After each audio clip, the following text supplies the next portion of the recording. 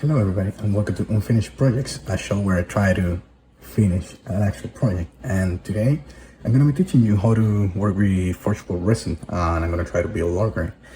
I said in one of my previous videos that I would like to paint primers in sub-assemblies in order to make them more accessible, in order to paint small details that you couldn't when you're actually painting the whole mini completely assembled.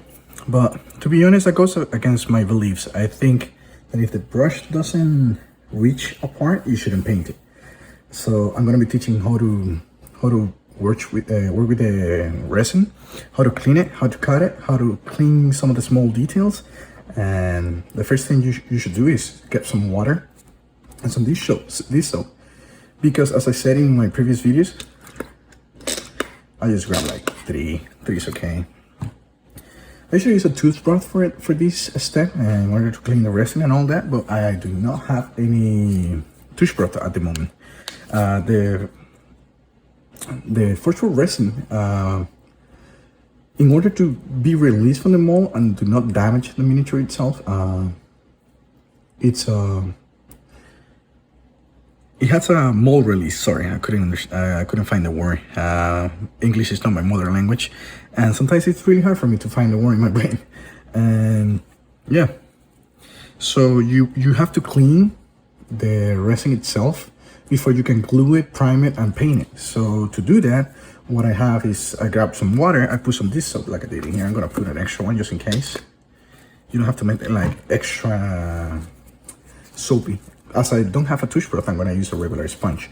So I just grab it, put it in there, and try to make as many bubbles as I can. And that's it. That's all I need. You put it like that. Grab a regular piece. You just drop it in there, and you have to let them rest for at least, I would say, a minute. The time varies from people to people. All I do, the difference that I do is I just, whenever I think it's ready, to be honest. Whenever it's ready, you just have to scrape it. I'll show it in a minute. So it's been a whole minute, and what I do is I grab the piece that I would like to clean the mold release from it, and I just grab the sponge and I try to like gently scratch the whole surface with the soft part. If you have a toothbrush, it's gonna be easier. So what I do is I clean all the small parts I can. The whole mini. It's a slow process, so you have to enjoy actually working with this. I rinse it a little bit, and I actually bring another cup of water, fresh water. So I just put it in there, and I'll soak it for a second. Try to get all the soap out of it, and I put in a towel paper like I have in here to rest and dry. So I repeat the process once again with each on one of every individual pieces. You have to like try to clean the whole miniature in order to be ready to prime and actually paint. As I said in my previous video of Lorgar, you wouldn't like one of these center pieces to make the paint chip and fall away. So you gotta make sure you do this process. Sometimes with Forgeworld Resin, there's like small defects when you do these. What I'm saying is like even cleaning them is not enough. I've seen miniatures with parts being fall over. I don't know how. Like I don't know if you miss a spot or how long you're supposed to do these. I don't know how long people do it. I just, whenever I feel like I have finished the whole surface of the mini, like I did in that, like the whole surface is, I just wash it in the soap again and then wash it in the water. After I scrape it, of course. Then put it in the towel just to dry. And I repeat the process again and again and again and again. And this is one of the parts where you relax and you actually take care of the mini itself. You realize how gently you gotta work on it. You know, I usually just leave it sitting in here in order for me to not have to scrape that much. And my container was really small, so I'm gonna repeat the process once again, dropping the bigger pieces, and we'll have to wait another minute. I'll see you in a minute then. Well, a minute passed, and you repeat the process once again with every single one of the pieces. You have to clean the entire resin, even though there's spots that you haven't cleaned. So what I'm gonna do is teach how to cut it, how to clean it, and how to glue it. And after that, I will show how it looks at the end. So you see, I'm scraping a little bit. You have to be like gently, but you gotta make sure you cover the whole surface.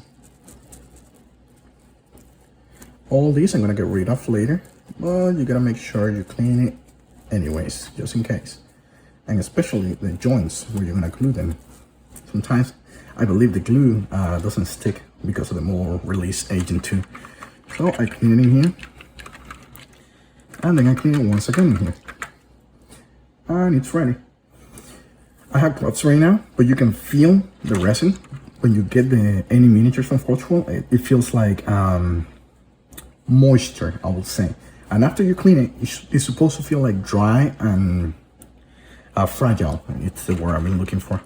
And if you get that weird texture that you feel like the miniature is fragile and it's like dry, it means you clean it well. Or at least for me, it does.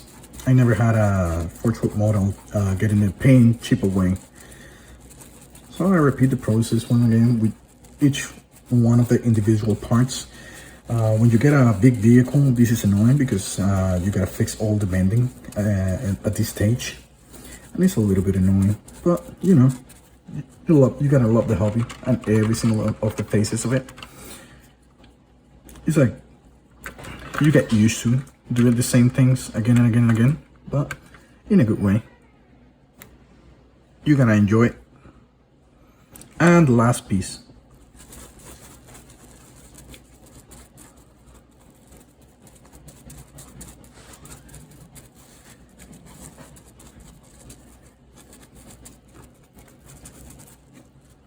Once you feel you reach every single one of the parts, I didn't bother with the inject them all to the, where they inject the resin to the mold. Wash it again, and you should be ready to go. So what I do is, I'm gonna put this on our side. You can see in the phone in here, they come without instructions, or at least the one I got. I don't know if they come with actual instructions. So what I do is that I lay it like this. I got another piece of towel, and I just like gently put it on top and wait a couple minutes until it dries. And I'm back. To accelerate the process a little bit, you can actually grab an extra clean towel, and you got one of the pieces, and all you're gonna do is like gently press between both sides. But it's like this. I'm actually just like touching it. I'm not putting a lot of pressure into the bead in order for it not to break. For example, you can see a little bit of water in here. You see it? I grab the corner of the towel, and you go a little bit like this. You can actually use a dryer too, but I wouldn't recommend it because it has heat in it, and the heat can actually not melt, but make these bend, like make these easier to bend, and you don't want that into the miniatures. There's a lot of humidity where I live, so it might take hours to actually dry. So what I'm doing is just like trying to accelerate a little bit the process, so I can not like be done with it, but enjoy the other parts, because the cleaning is just a small part, and even though it's entertaining, it's not as enjoyable as actually building, cleaning, and painting. What I do is just like grab it, and I go like this. With the big pieces like this, I know it's not gonna break, so I just actually apply pressure into it, and that's it. I'm gonna keep doing that with every single of the pieces.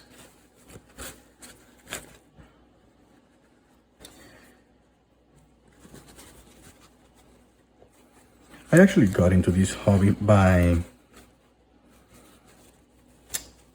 watching a lot of videos of video games of Warhammer, and I always was interested about it because I heard back in my country that it was a hobby that you can actually build your own miniatures and play with them. And I remember I was like 18 at the time, I believe, or 19 when I started watching videos of these, and I fell in love with the lore. I'm not really a reading guy because most of the books, as I say, are in English, and I don't know why I get bored when I'm reading in English. But in Spanish, it's really hard to get the really good novels, and so I didn't get into the lore like that. I watched like short videos on YouTube, and oh, I forgot about talking about this. You need super glue to work with resin because plastic or plastic glue usually works for 2 parts of plastic. When you glue them, they melt into each other and they don't get unstuck. But with resin, if you use that, it's not going to work at all. This is different material, so what is recommended to work is with super glue. I got this from a pharmacy, I believe. I don't even remember what I got it, but any super glue might do the work.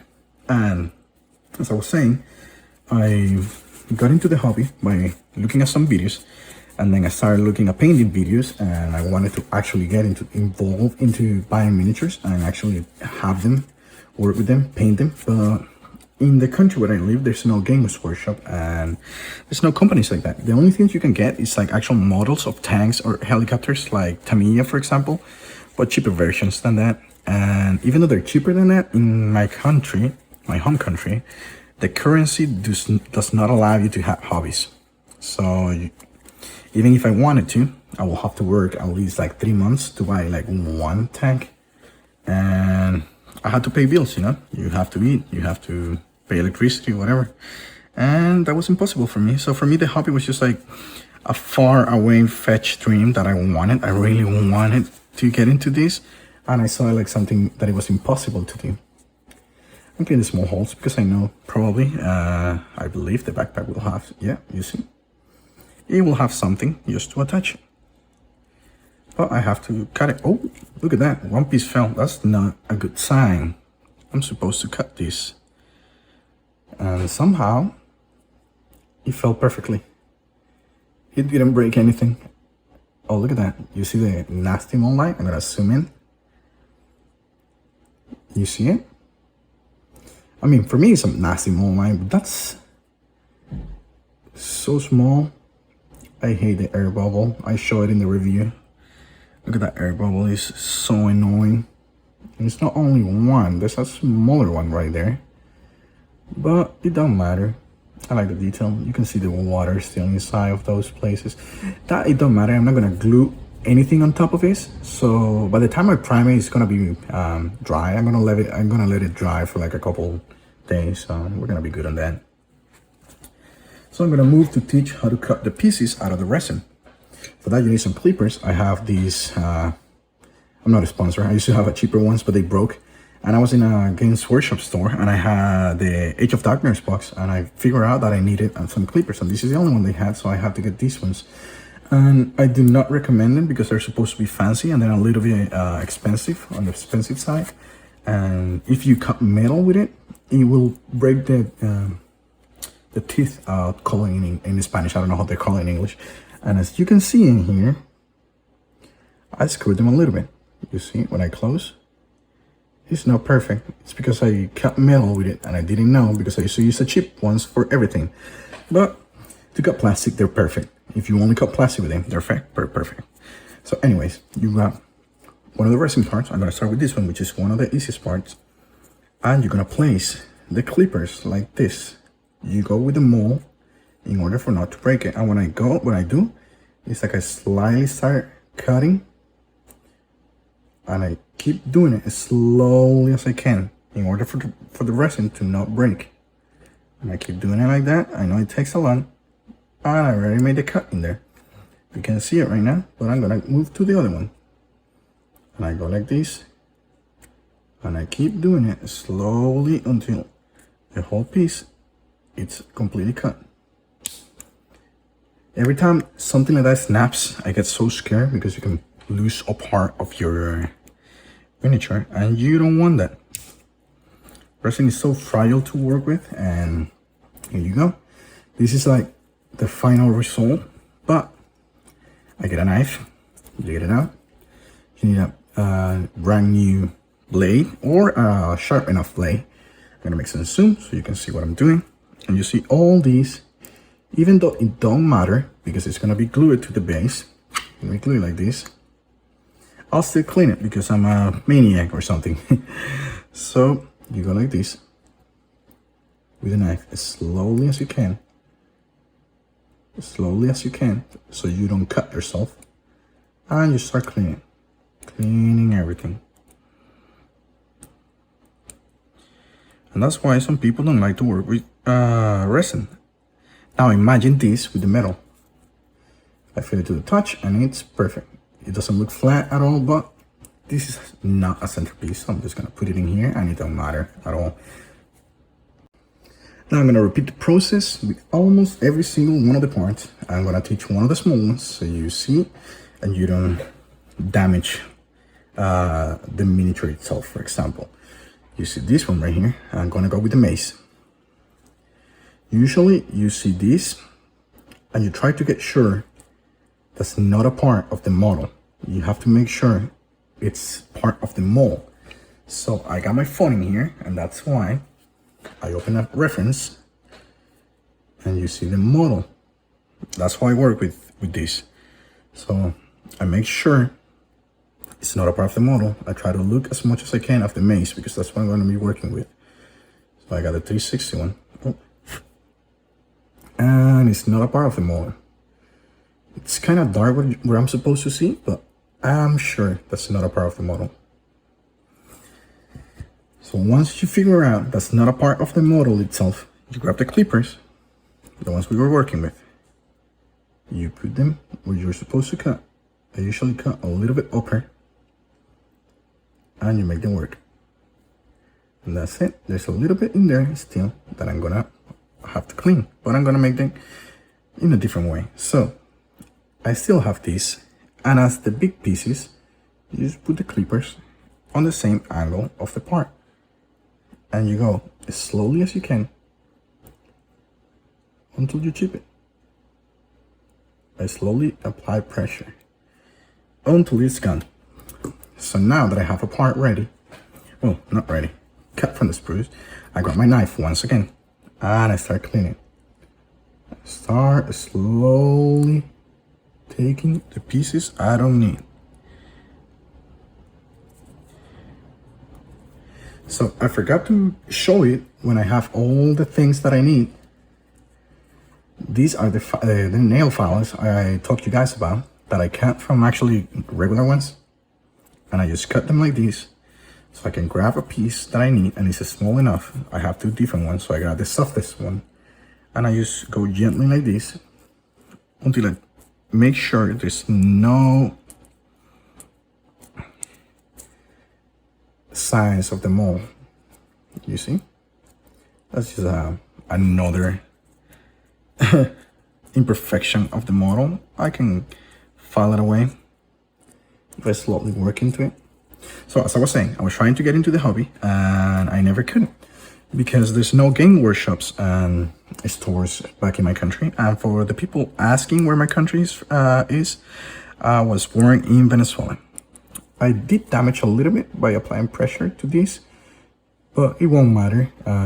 That's just to make sure it attaches to the model. You see this in here, and you go like this, and you put it in, and that's it. So I gotta clean that first in order for this to fit, but I gotta finish cleaning the whole thing.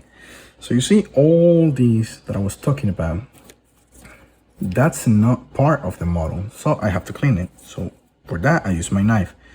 I grab it with the sharpest part and I start going slowly but surely until the whole thing breaks. And then I grab the other part and I repeat the process once again slowly so it doesn't break the miniatures. And from all that in there that it looks like what you say, spider web, you just go like this and you cut it with a knife as slowly as you can until it falls apart. After it's fall apart, I keep cleaning a little bit with the knife because there is air bubble in here. And after it's done, what I do is I grab the filers and I slowly file the part that I just cut until it looks a little bit like that. until I feel like there's not a mold line or something. You can see this part, it didn't have one, but this one did. So I just clean. There's a small piece in here that no one will ever see, but it bothers me. So I grab my knife and I clean it. I grab my knife once again and I clean it, and I keep doing it until I feel that the miniature is done. So I'm gonna clean every single one of the parts, and then I'm gonna show how to glue them. I'll be back in a minute. Due to the lack of time I have to record these videos, I already cleaned the hole, and I'm gonna show you how to use the super glue, or how do I use the super glue, to be honest. Due to the lack of time, I'm gonna just glue one part, and then I'll show you the final result, and through the magic of editing, I'll show you how it will look. So I grab the two pieces I'm gonna need. I teach you that it has a hole and it has a bit to it. I'm gonna zoom a little bit. So instead of putting the glue in this one, I'll use the hole. So I will put a super glue like this, and I press gently until a little bit comes on the other side and fills the hole. So it's gonna spill to the other area. Try not to put that much. Then, not following instruction because there's no instruction, I look at the reference image that I have so I can properly put it. I usually dry fit a little bit to see the wiggling room and how it works. I found that it works perfectly just like this. So I put it in and I hold it for at least, I would say 10 seconds. You can see a lot of mold lines still. I was using the filers to clean them, but it's taking too long, you see? And that's how you glue it. It doesn't look perfect, but there it goes. I'm gonna show you the final result in a minute. I'll see you back in another minute. And we're back with the final result. So they come in this base, as I say, for playing. This is how the miniature looks once finished. It was really stressful to put this small piece. You can see the air bubbles once again. It was really stressful to put it together because they broke in both sides. You can see it in there. That can be fixed with green stuff. Actually, there's a bunch of work to do with the green stuff, and I'll show it in a video on how to work with green stuff. I realize this is not the pose that it's supposed to, but I like the way it looks like this. It's like imposing. It's like it's walking in your direction.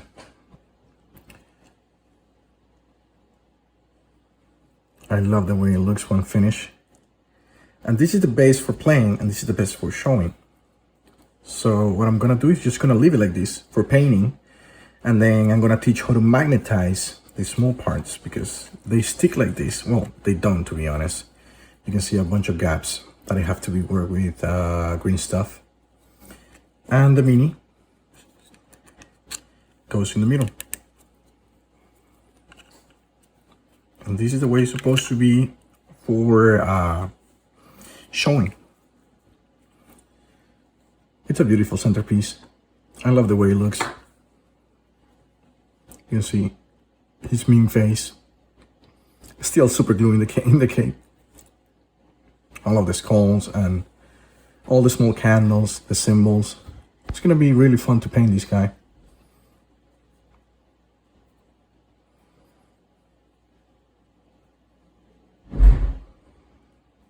I'm not a fan of painting capes or big flat surfaces. I love the way these guys look. This is how I intended to look, like he's walking in your direction with the mace in his hand.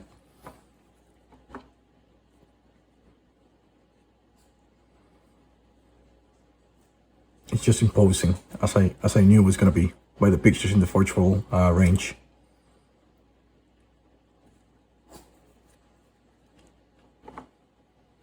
Well, that's about it. In the next episode, I'm gonna be reviewing a couple new primers. I'm gonna be doing one video for each, and I'm gonna be comparing them in the quality and how easy it was to build. This guy took me like an hour 15 minutes to clean, and it's not perfectly clean still. I still have to work in on small parts before I prime them because I don't want the small details to show up. And I'm gonna be working. I gotta buy green stuff. I'm gonna be working into fixing the small issues that I had. Like for example, in here in the shoulder pad, you can see right here, it has an air bubble, and it has one in the mace, which I hate a lot. So I'm gonna be fixing all that, and I have to do the filling the gaps.